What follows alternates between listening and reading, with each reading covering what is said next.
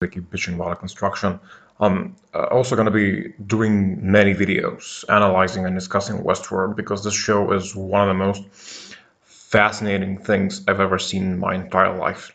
Now, I can't even actually think of something in my life that made me think as hard and, rip my brain apart more than Westworld did.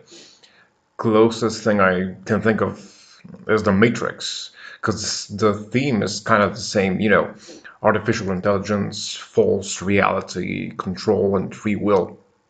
But The Matrix doesn't surpass Westworld in that it was very still in terms of real human character. Except for the amazing false reality concept, the rest of it was pretty sterile, sterile, if I can say this.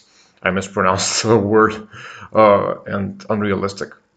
The characters themselves, when I think about them now, Neo, Trinity, they all feel kind of boring if you take away from them the machine enslavement.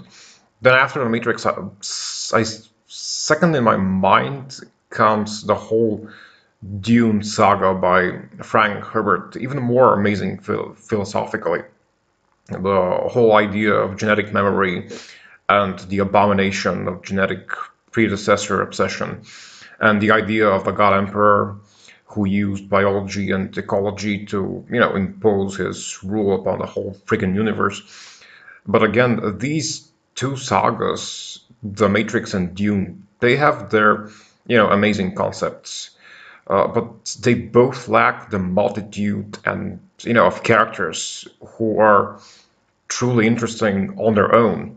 Like, I'm only fascinated by the Oracle from The Matrix, and from Dune I was only crazy about the Empress, Alia Atreides, and Leto, the God Emperor, and whatever. And all the other characters just felt like statues with fake emotions who just couldn't make you care or feel for them in any way. But in Westworld, oh my God, so many characters with so many different and interesting traits. You've got the nihilistic and megalomaniac professor who kind of pulls all the strings, Anthony Hopkins.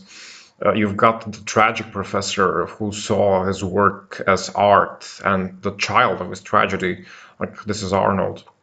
You have all the fucked up people from the real life world who come to the Westworld park to play cowboy with real violence, just because their real life seems so devoid of meaning. And then, of course, you have the poor old angels as the robot hosts of the Westworld amusement park who have to suffer all the sick whims of the people who paid to enjoy it. And I don't even want to try to describe it anymore because, I can't praise it enough. I can't praise it sufficiently enough with words only. This is how amazing Westworld is for me. I just want to say I'm proud and I'm so thankful to have lived in times where art and human expression have taken such an intellectually complex level of ascension. Uh, Thank you all, the creators and actors and people behind Westworld. Your hard work is a driving force for me.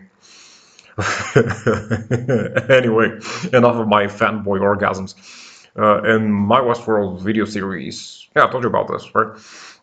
Which I would like to name Analysis. I'll basically be, wait for it, analyzing my favorite scenes, the characters, motives, and storylines, and the philosophical ideas that are touched upon, and basically anything that fascinates me. Every single bit, down to the music and the actors' facial expressions. Because, I mean, these people are fucking amazing. Kudos to HBO. Oh, and the guy behind the soundtrack, Ramin Djawadi or Jawadi, I don't know what the stress is in his name, but he's just amazing, man. You were the Arnold of my imagination. I basically live on your music, and not a single day passes without me listening to a Game of Thrones soundtrack or a Westworld one. And okay, I started nerding out again. Yeah. So in these analysis videos, I'm gonna be discussing, all the actors, all the scenes, all the motives and philosophical ideas, about enslavement, consciousness, free will and stuff like that. Uh, but it's not what